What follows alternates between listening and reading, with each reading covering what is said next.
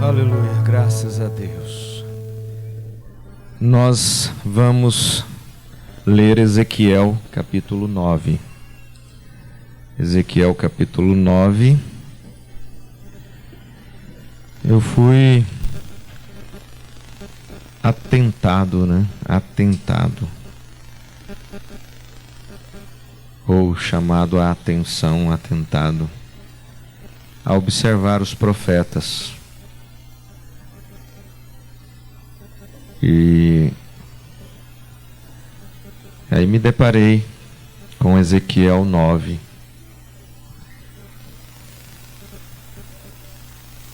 E senti de trazer isso para vocês nesta noite. Então me gritou aos ouvidos com grande voz, dizendo: Fazei chegar os intendentes da cidade, cada um com as suas armas destruidoras na mão. E eis que vinham 6 homens a caminho da porta alta.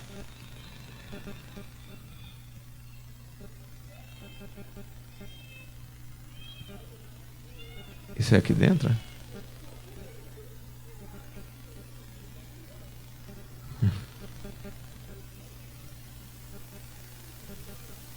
Vamos começar de novo. Então me gritou aos ouvidos com grande voz, dizendo: Fazei chegar os intendentes da cidade, cada um com as suas armas destruidoras na mão. E eis que vinham 6 homens a caminho da porta alta, que olha para o norte, cada um com as suas armas destruidoras na mão. E entre eles um homem vestido de linho, com um tinteiro de escrivão à sua cinta. E entraram e se puseram junto ao altar de bronze. E a glória do Deus de Israel se levantou do querubim sobre o qual estava até a entrada da casa, e clamou ao homem vestido de linho, que tinha o tinteiro de escrivão em a sua cinta. E disse-lhe o Senhor: Passa pelo meio da cidade, pelo meio de Jerusalém, e marca com um sinal as testas dos homens que suspiram e que gemem por causa de todas as abominações que se cometem no meio dela. E aos outros disse, ouvindo eu: Passai pela cidade após ele, e feri. Não poupe o vosso olho, nem vos compadeçais. Matai velhos e jovens e virgens e meninos e mulheres, até exterminá-los. Mas a todo homem que tiver o sinal, não vos chegueis. E começai pelo meu santuário. E começaram pelos homens mais velhos que estavam diante da casa. Senhor Jesus Cristo, nosso bom Deus, ó Pai, cremos que o Espírito Santo tem marcado um povo. O Espírito Santo tem marcado um povo com a marca deste alarido, desta mensagem, desta palavra. Um povo que receberia o mensageiro desta era e se envolveria na tua palavra, Pai, para serem alcançados, para subirem no arrebatamento, como já ouvimos cantado nesta noite, ó Pai. E é por isso que nos reunimos, para nos alimentar, ter as nossas almas cheias, regozijantes do Espírito Santo, em nome do nosso bom Deus, o nosso Senhor Jesus Cristo, é que te pedimos e te agradecemos desde já. Amém, Senhor. Podem se assentar. Este homem que tinha em sua cinta o tinteiro de escrivão, ele saiu para marcar o sinal nas testas dos homens que suspiram e que gemem por causa de todas as abominações que se cometem no meio dela. Se nós voltarmos um capítulo, se voltarmos ao capítulo 7 do profeta Ezequiel, ele mostra aqui a partir do verso 5, quais são estas abominações, quais são estas profanações que aconteciam não só na cidade, mas no templo. Porque quando Deus manda matar todos aqueles que não tinham a marca do Espírito Santo, o sinal do Espírito Santo, o sinal de Deus para nós, que é o Espírito Santo. Então todos aqueles que não tinham o sinal de Deus, eles estavam marcados com a marca da besta e deveriam morrer. Mas todo homem que tivesse o sinal, aqueles 6 homens que a eles foram dadas armas para matar a todos que encontrassem, então aqueles que estavam marcados por aquele homem do tinteiro, que é o Espírito Santo, então estes não deveriam morrer. E onde deveria começar esta matança? Diz Deus: começai pelo meu santuário. Começai pelo meu santuário. Um capítulo antes, nós entendemos o porquê desta ordem de Deus para que estes 6 homens pudessem atuar, para que eles pudessem usar as suas armas para matar, para destruir aqueles que não suspiram, aqueles que não gemem, aqueles que não sentem, aqueles que não se preocupam com todas as abominações que se cometem no meio dela. No verso 5 de Ezequiel 7, não tema, irmãos, não tema a Bíblia. Não tenha temor de se envolver nestes livros sagrados, nestes livros, dentro deste livro. É um livro com 66 livros. Então não tema, não tenha temor em abraçar esta palavra, em ler os profetas, em ler Josué, em ler o Pentateuco, em ler Reis, em ler Samuel, em ler Jó, em ler os Salmos. Os Salmos se tornam novo quando você traz uma leitura sistemática desde Gênesis, mas se você não tem esse costume e você prefere ler ali separadamente, então faça isso, faça da maneira como você sentir, mas não tenha temor de ler os profetas, não tenha temor de ler Apocalipse, não tenha temor em ler os evangelhos, que Deus irá clarear, que Deus irá te mostrar, que Deus irá te trazer a luz necessária para que você tenha a sua testa marcada, não com a marca da besta, mas com a marca do Espírito Santo, que é o sinal. O que dá direito ao sinal, né? O que dá direito ao sinal? É obediência à palavra de Deus. Como que eu vou obedecer à palavra de Deus se eu não conheço a palavra de Deus? Como que eu vou obedecer algo que eu não tenho conhecimento, que está ali em cima da prateleira, mas apenas alguns versículos durante o dia, de forma aleatória? Irmãos, não tenha temor em ler isso aqui, ó. Ezequiel 7. O que está acontecendo?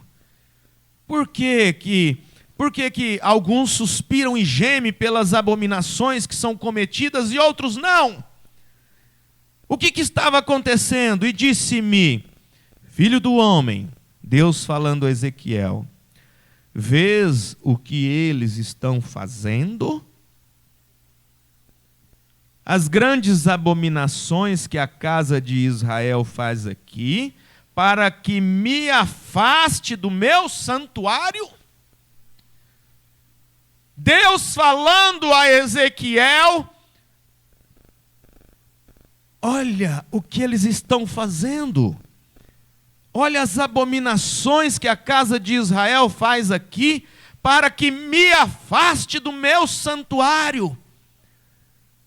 Abominações para afastar Deus do seu santuário, para afastar Deus dos homens, das pessoas. Filho do homem, mas verás ainda maiores abominações. E levou-me à porta do átrio, então olhei, e eis que havia um buraco na parede. E disse-me: filho do homem, cava agora naquela parede. E cavei na parede, e eis que havia uma porta. Então me disse: entra e vê as malignas abominações que eles fazem aqui. E entrei. Ezequiel falando. Entrei e olhei, e eis que toda forma de répteis e de animais abomináveis e de todos os ídolos da casa de Israel estavam pintados na parede em todo o redor. Você sabia que o próprio profeta William Marion Branham, Deus, o Espírito Santo, Jesus,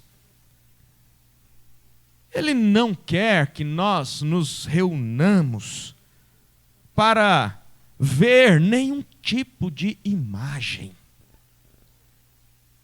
Qualquer imagem que seja projetado, qualquer imagem que seja projetada, qualquer imagem que seja colocada dentro de um santuário, desvia aquilo que Deus realmente quer dos teus filhos. É que os filhos de Deus vejam a glória de Deus e não a imagem de ninguém. Nenhum tipo de quadro, nenhum tipo de imagem.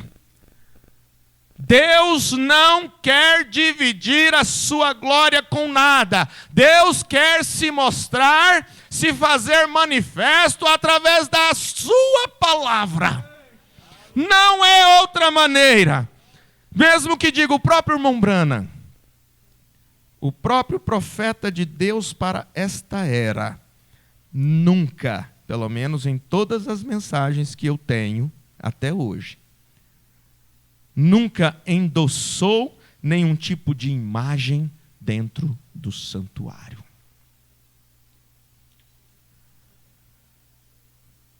Não, por isso que eu digo, não tema em ler as Escrituras, não tema em conhecer as profundezas da palavra.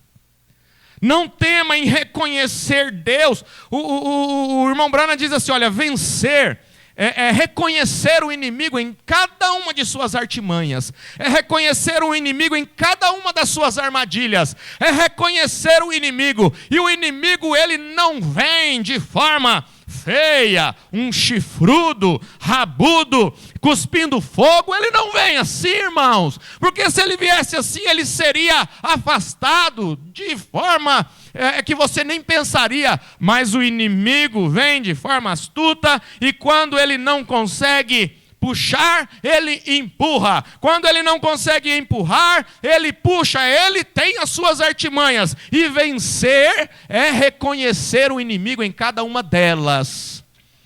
Às vezes você está vivendo hoje uma das artimanhas do inimigo na sua vida, e você precisa reconhecer. E você só consegue reconhecer se você der ouvido. Não ouvido às pessoas, mas ouvido ao seu coração, se você crê que você tem o Espírito Santo.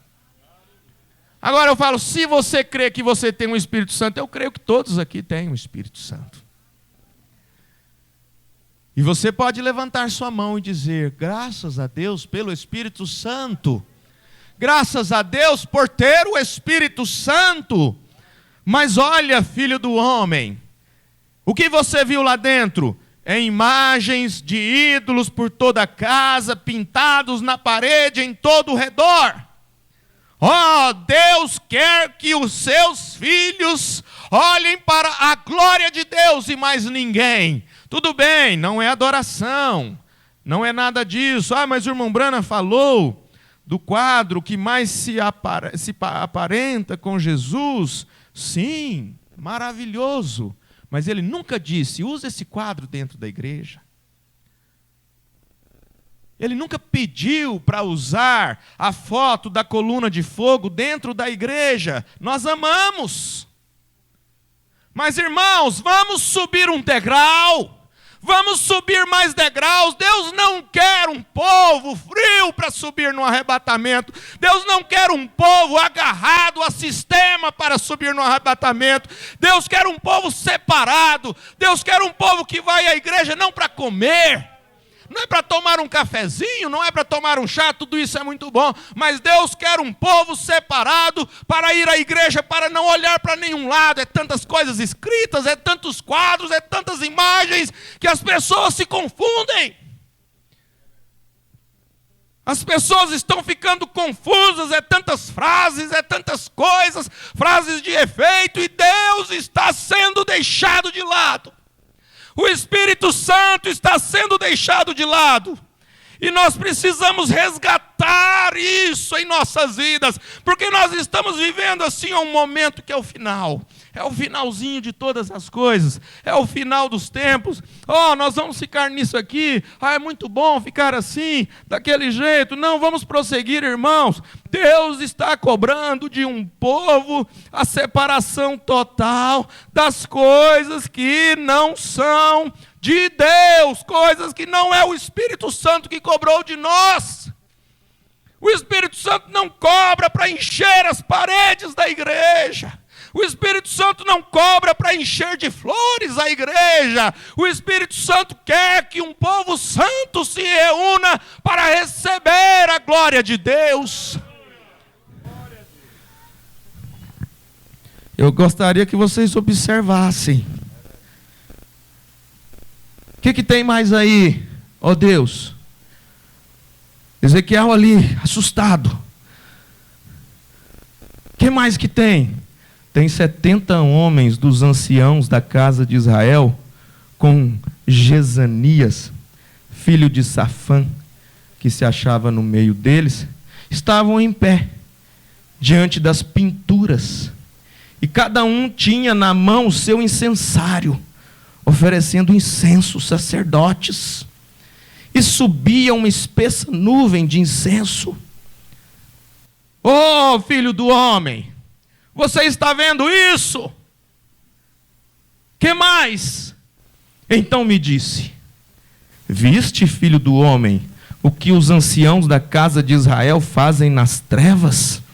Cada um nas suas câmaras pintadas de imagens? E eles dizem: o Senhor não nos vê. Oh, é no secreto, o Senhor não nos vê.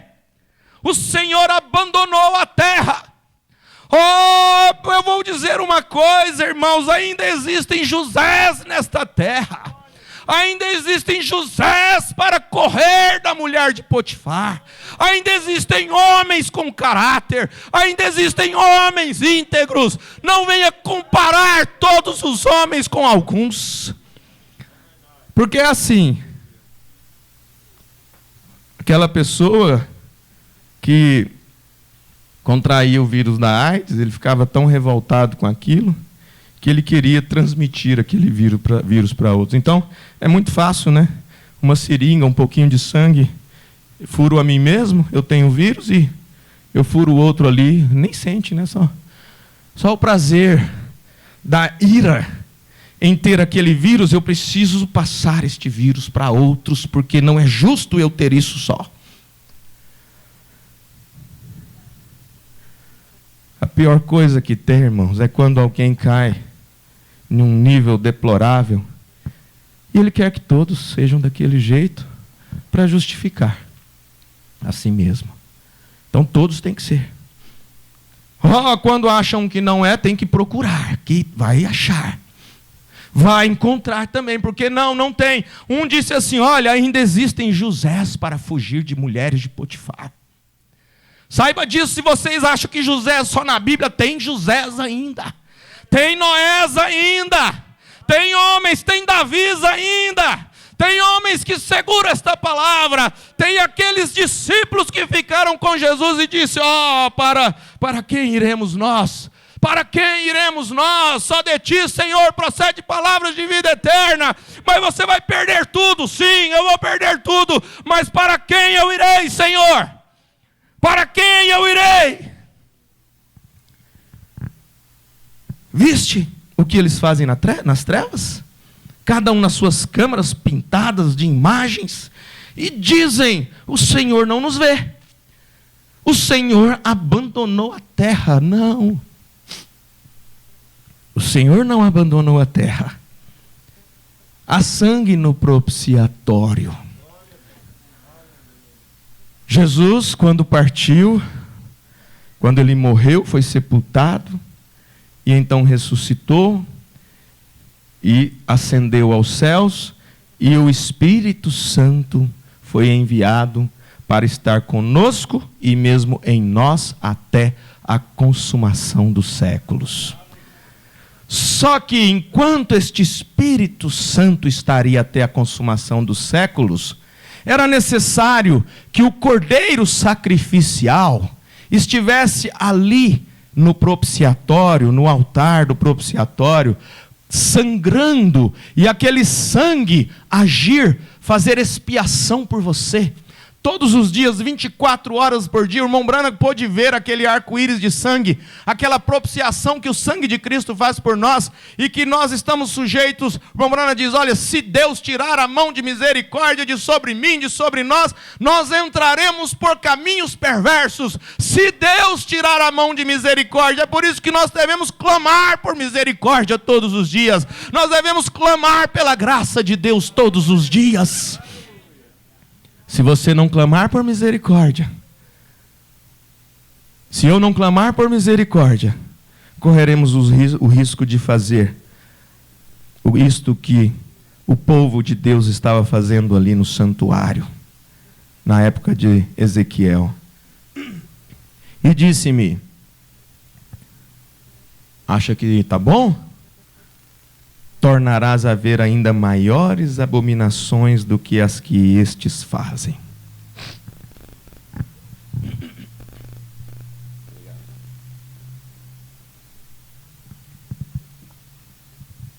E levou-me à entrada da porta da casa do Senhor, que está da banda do norte. E eis que estavam ali mulheres assentadas, chorando por Tamuz. Chorando por Tamuz. Tamuz dos babilônios era representado por um belo pastor, morto por um javali. Símbolo. É um símbolo. É um Deus. Um Deus. Mulheres assentadas chorando por Tamuz. Tudo isso ali dentro do templo. Profanações dentro do templo. Idolatrando alguém que havia sido, ou que havia sido um mito, mas ali elas estavam chorando porque fazia parte de um ritual. E disse-me: viste, filho do homem, verás ainda abominações maiores do que estas. E levou-me para o átrio interno da casa do Senhor. E eis que estavam à entrada do templo do Senhor, entre o pórtico e o altar, cerca de 25 homens, de costas para o templo do Senhor. Quando se vira as costas, porque lá em Êxodo, capítulo 15, nós temos ali o que Deus deixa para o povo como uma promessa, como algo que, se eles fizessem, se eles praticassem, Deus faria cumprir a sua palavra na vida deles. Então, após as águas de Mara sofrer aquela transformação em água potável, e o povo se alegrou. Moisés estava naquela situação que as águas que estavam ali à disposição eram amargas, não dava para beber. Eles haviam saído do Egito e o povo murmurando, e de repente o povo sentiu sede e Moisés encontrou águas, mas as águas eram amargas. O que fazer? Moisés clamou ao Senhor, e o Senhor mostrou-lhe um lenho que lançou nas águas. Às vezes a resposta das nossas orações está ali ao lado do rio. Ó Deus, as águas estão amargas, morreremos agora. Não tem como beber, não tem como saciar a nossa sede. O que fazer? Moisés, vire de lado. Está aí, jogue na água. Quantas vezes Deus tem a resposta para as nossas orações mais próximos de nós do que nós possamos imaginar? Às vezes a resposta das nossas orações está na palavra de uma criança. A resposta das nossas orações está ali no esposo, está na esposa. A resposta das nossas orações está ali, na leitura da Bíblia. A resposta das nossas orações está ali na leitura das mensagens. Está em ter uma vida santificada. Porque nós estamos nos envolvendo na tecnologia, nos envolvendo no trabalho e nos envolvendo, e não estamos vendo que estamos sendo sugados para que não tenhamos tempo de ler, para que não tenhamos tempo de ouvir a palavra de Deus, para que não tenhamos tempo mais de ter companheirismo com Deus, não só nos cultos, mas em casa, no ônibus. Por que não usar a tecnologia então? Alguém disse assim, eu não tenho coragem de ler a Bíblia no celular, eu prefiro não ler. Puxa, por quê? Tem a palavra de Deus? Tem, dentro de um aparelho celular. Tem coragem de abrir um Instagram, tem coragem de abrir um Facebook, tem coragem de abrir isso, aquilo, um WhatsApp, de abrir um YouTube, vídeos e filmes e séries, mas não tem coragem de ler. Eu sou puritano, não tenho coragem de ler a Bíblia no celular, mas tem coragem. A Bíblia nos mostra isso tão claramente, essa maneira puritana de ser. Ela pode confundir alguns, mas os filhos de Deus não. Não confunde os filhos de Deus. Pode até confundir por um tempo, mas não por todo o tempo. Nós lemos lá em Trindade agora, no último culto que nós tivemos lá, nós lemos São Mateus 23. São Mateus 23. Abre aí sua Bíblia em São Mateus 23, verso 1. Jesus falando assim, é bom a gente ler, a gente pode citar de cor, mas é bom ler lá no verso 3. Ele diz assim, olha... verso 4, atam fardos pesados e difíceis de suportar. Quem que são estes? Aqueles que estão assentados na cadeira de Moisés. Atam fardos pesados e difíceis de suportar, e os põem aos ombros dos homens. Eles, porém, nem com o dedo querem movê-los. Obrigado. Êxodo capítulo 15 diz assim, Deus dizendo ao povo, se ouvirdes atento a voz do Senhor, a voz do Senhor teu Deus, o povo regozijou, né? As águas tornaram potáveis. O problema foi resolvido, a murmuração acabou por um tempo, e Deus então disse, se ouvirdes atento a voz do Senhor teu Deus, e fizeres o que é reto diante de teus olhos, e inclinares os teus ouvidos aos seus mandamentos, e guardares todos os seus estatutos, nenhuma das enfermidades porei sobre ti, que pus sobre o Egito, porque eu sou o Senhor que te sara.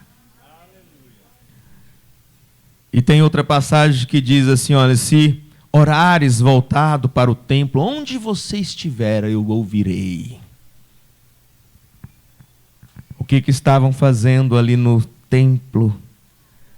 25 homens de costas para o templo do Senhor, sacerdotes.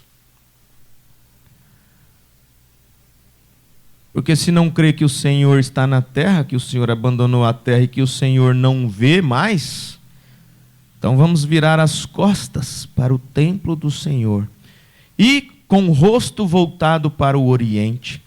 E eles adoravam o sol virados para o oriente. Ah, o que tem? Adorar o sol.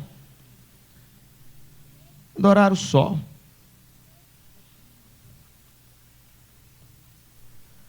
Então me disse: vistes, filho do homem, a coisa mais leviana para a casa de Judá do que essas abominações que fazem aqui? Havendo enchido a terra de violência, tornam a irritar-me, e ei-los a chegar o ramo ao seu nariz. É um termo, mais um termo para expressar uma liturgia, algo que era feito ali dentro, humano, credos, dogmas humanos, chegar o ramo ao seu nariz. Pelo que também eu procederei com furor. Eu procederei com furor. O meu olho não poupará, nem terei piedade, ainda que me gritem. Ainda que me gritem aos ouvidos com grande voz, eu não os ouvirei. Mas aí entra o capítulo 9 e Deus diz ao profeta que haviam pessoas ali que suspiravam e gemiam por causa destas abominações cometidas no meio dela. Abominações cometidas. E o irmão Brana diz na mensagem às 10 virgens. Então, em Ezequiel 9 tinha este tinteiro de escrivão à cintura, vestido de branco. Ele disse: não entrem na cidade, não matem nada, até que primeiro haja selado os servos de Deus em suas testas. E ele foi e ele selou, até mesmo disse as criancinhas e tudo mais, selando-as. E então aqueles homens com armas destruidoras, 4 deles vieram e entraram, destruíram absolutamente tudo, não tiveram nenhuma piedade, eles mataram homens, mulheres, crianças e tudo mais, que não tinham este selo deste primeiro homem com o tinteiro.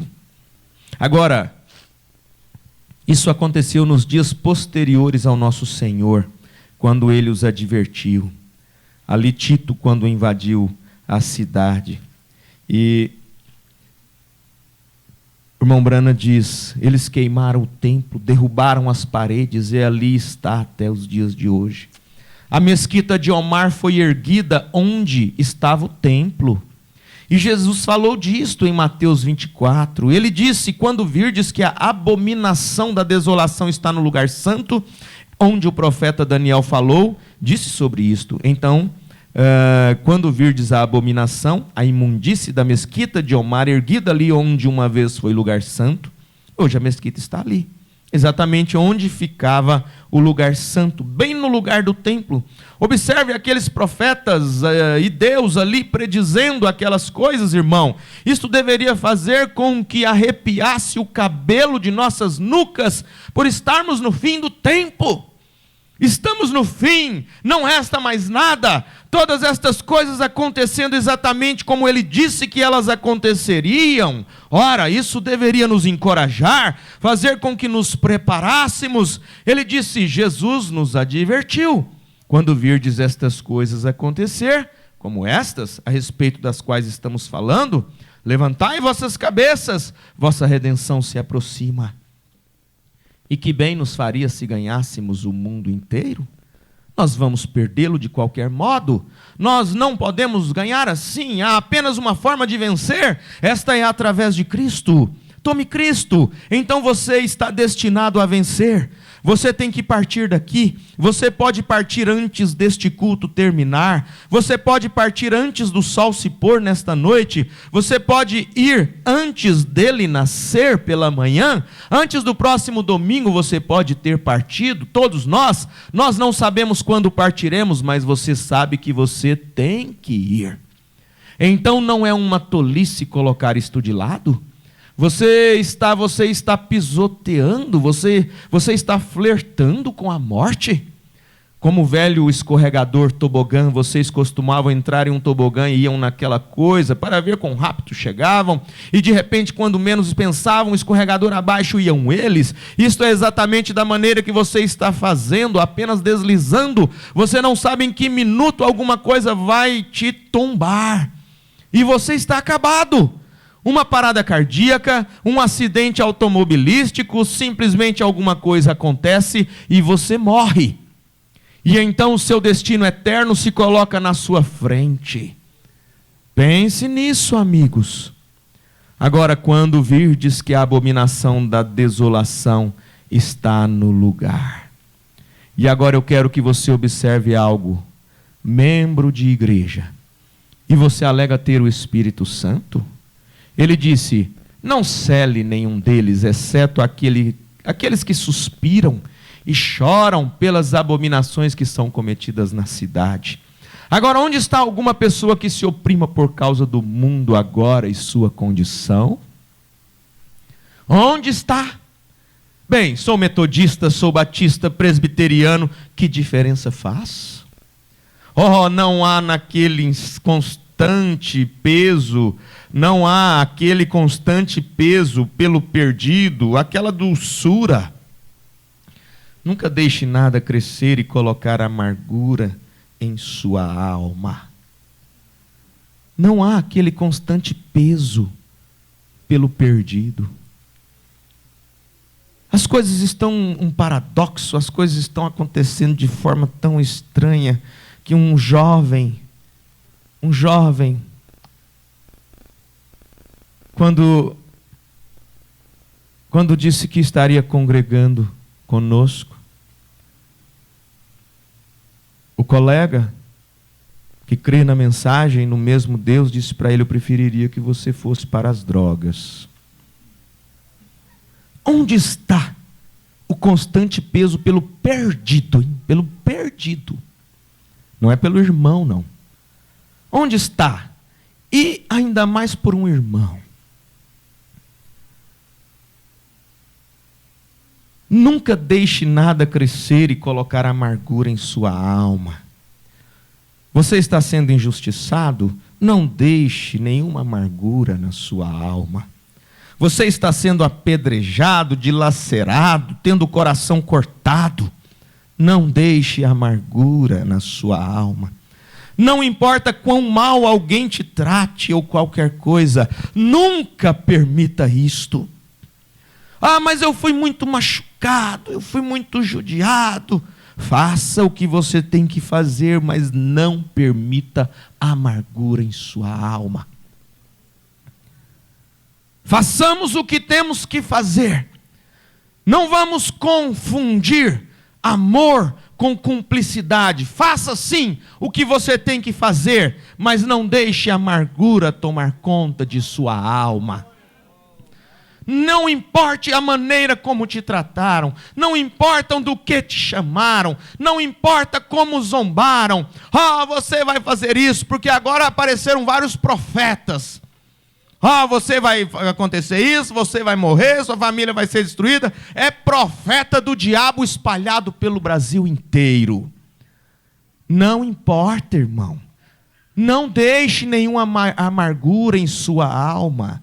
Não importa quão mal alguém te trate ou qualquer coisa, nunca permita isto.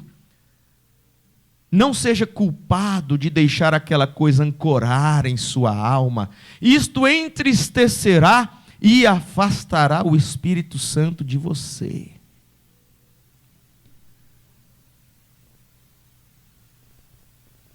Isto afastará o Espírito Santo de você.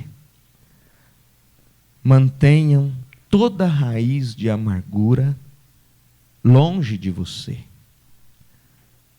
Não importa o que as pessoas façam com você, apenas tenha Deus ali. Isso afastará todo o mal de você. Como que você vai fazer isso? Busque a Deus, ore ao Senhor.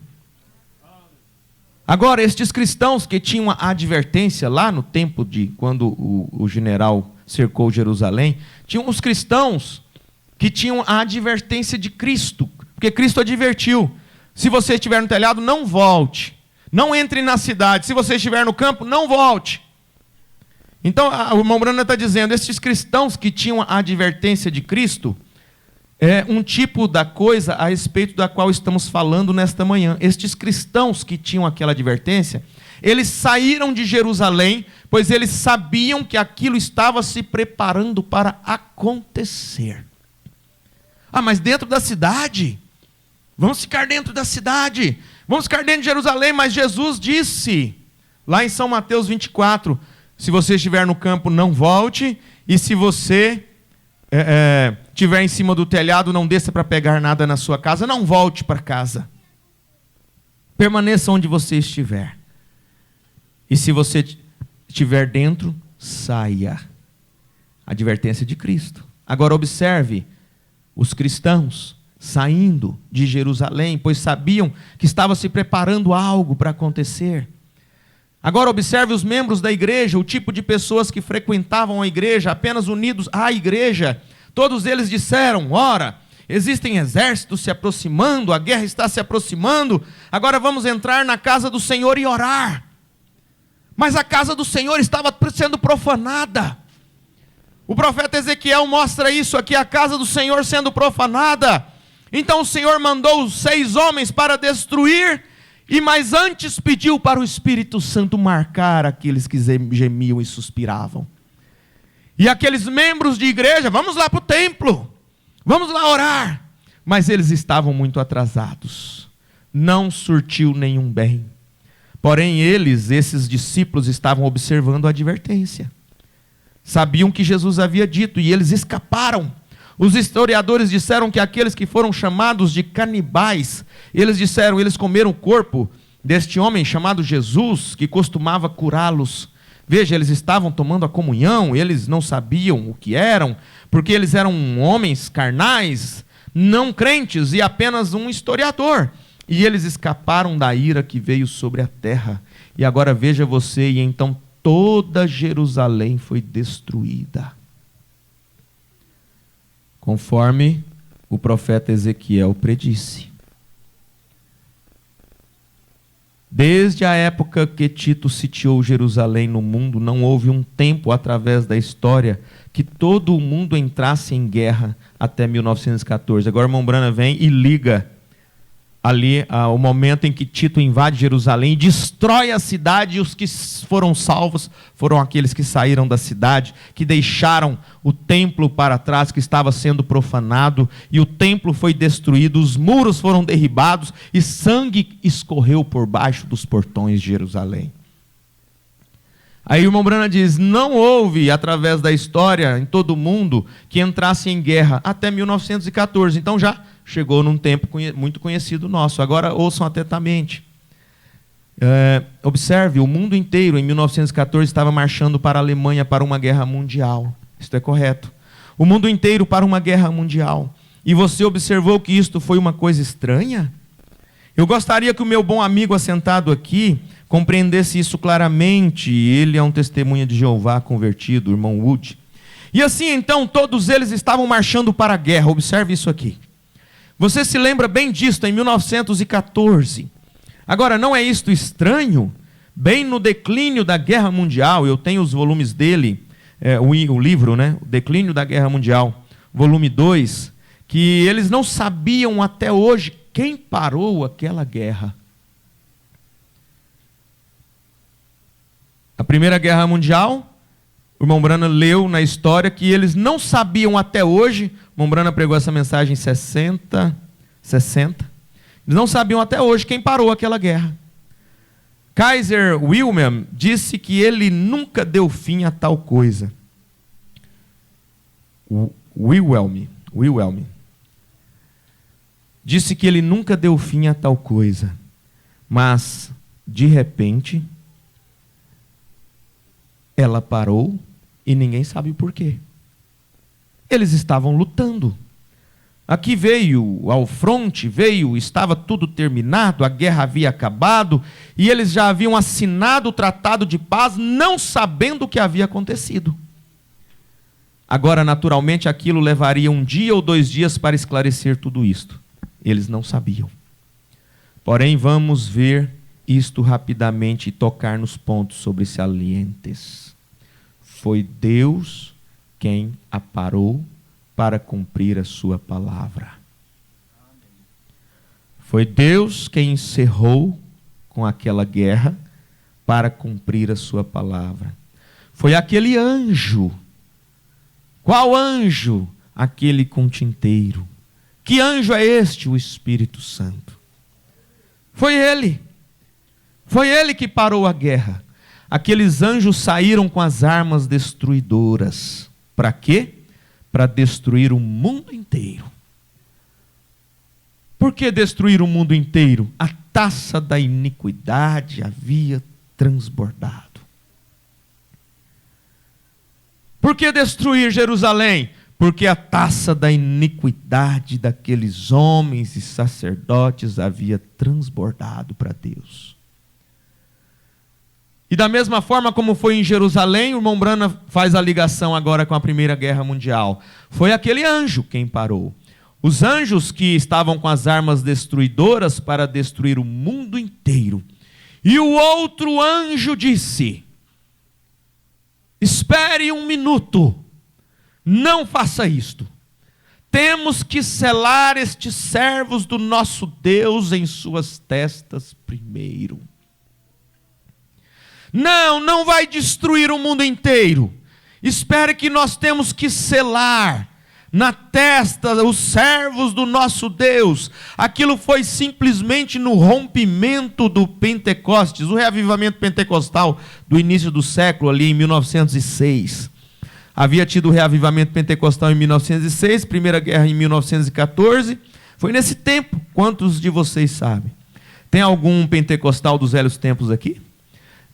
Quando nos tempos primitivos o Espírito Santo havia apenas começado a cair e o povo começou a receber o Espírito Santo e falar em línguas e a orar pelos enfermos e assim por diante, apenas começou a acontecer exatamente entre estas 2 eras aqui, entre a era de Filadélfia e a era de Laodiceia, entrando para a última era, Primeira Guerra Mundial. Anjos com suas armas destruidoras para destruir o mundo inteiro. E o Espírito Santo gritou: espere 1 minuto. Tem um povo que será selado. Tem um povo que receberá o sinal. Tem um povo que se preocupa. Tem um povo que está incomodado com as abominações. Aquilo foi simplesmente maravilhoso. Simplesmente no meio destas 2 eras, então os pentecostais começaram a formar denominações, Assembleias de Deus e a Igreja de Deus, e assim sucessivamente saíram para os seus ismos, exatamente como eles estão agora. Estamos no fim da era, vê você? Tudo se afunila para o fim, tudo corre aqui para baixo completamente para o fim. Observe você. Ela parou em 11 de novembro, a Primeira Guerra Mundial. 11 de novembro, às 11 horas da manhã, no 11º mês do ano, no 11º dia do mês, na 11ª hora do dia. Recordam vocês então o que Jesus falou a respeito disso? Um saiu para trabalhar na vinha em determinada hora. Um recebeu um dinheiro e o outro seguiu. Aquelas eram as pessoas da 11ª hora. É isto correto? Ali estão eles, o povo da 11ª hora que foi retido lá atrás. Agora está chegando a hora para eles entrarem. E eles estão reunindo aqueles judeus para formar uma nação. Eles estavam espalhados ao redor de todo o mundo, desde o Irã e diferentes lugares que eles nem mesmo sabiam que Jesus estava na terra. Nunca souberam nada a respeito do Novo Testamento ou qualquer coisa. Não disse Jesus isto? Quando virdes a figueira brotar. Os judeus sempre têm sido a figueira. Agora, para vermos se esta mensagem que temos está conectada com isto ou não, aí o irmão Branham começa a discorrer acerca do chamado que ele teve, lá em 1948, na mesma hora em que Israel havia registrado ser nação, né? Tornou a ser uma nação. Deus parou uma guerra sem os homens entenderem, porque Deus tinha que selar servos dele em suas testas primeiro.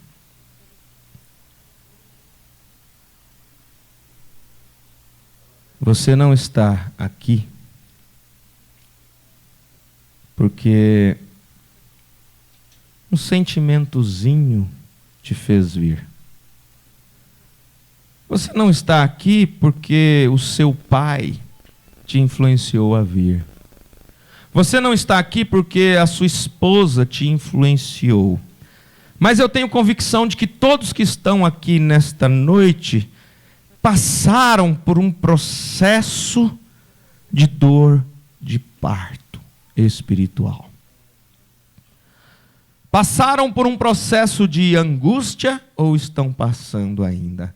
Passaram por momentos de desespero ou estão passando ainda? Passaram por momentos de desvario, até de loucura, ou estão passando ainda? Mas todos vocês, creio eu e cremos nós, todos vocês tiveram um crescimento espiritual quando passaram por este processo. Todos vocês se aproximaram mais de Deus. Então, como Deus faz as coisas? Não tem outra forma. Se os seus filhos estão longe do altar, Deus nos coloca problemas para nos aproximarmos do altar. Se os teus filhos estão muito enredados com as coisas do mundo, disse o irmão Branham, Deus vai te colocar deitado numa cama de hospital. Deus vai te colocar deitado numa enfermidade, olhando para cima para pensar nas coisas de Deus. E o que Deus está fazendo com o povo escolhido, chamado para fora? Leia a palavra de Deus, busque ao Espírito Santo, ore pela revelação divina. Deus precisa trabalhar com o povo para vir buscar a sua noiva. É uma partícula muito pequena, é uma coisa assim. Quando eu digo isso, gente, a gente precisa ser muito claro. Eu não estou isolando ali, aquele não é, aquela não é. Não, eu creio que são todos. Não é que aquele ou aquela ou aquele outro não é. Eu só creio que todos os escolhidos de Deus verão o que o profeta Ezequiel mostrou antes de Deus dizer para aquele homem com o tinteiro, o Espírito Santo: separe, cele um povo que geme e suspira, e se angustia, e se incomoda, dá dor no peito, vontade de partir, vontade de sumir. Mas é isso mesmo, separa este povo, que este povo estará preparado para me receber nas nuvens. Não estará olhando para nada, não estará olhando para imagens, não estará adorando nada. Deus criado por homens não estará sendo um idólatra, mas estará olhando para a glória de Deus, porque a única coisa, irmão, que vai nos colocar lá naquela eterna cidade é você olhar para Cristo. não é para uma imagem de Cristo, mas olhar para a glória de Deus. Se você olhar para a palavra, você está olhando para a glória de Deus. Nunca idolatre nada, nunca idolatre nem o próprio irmão Brana. Ele disse: se vocês continuarem fazendo isso, eu vou parar de pregar. Eu paro de pregar se vocês continuarem dizendo que eu sou Jesus. Se vocês me considerarem mais do que eu sou, eu paro de pregar.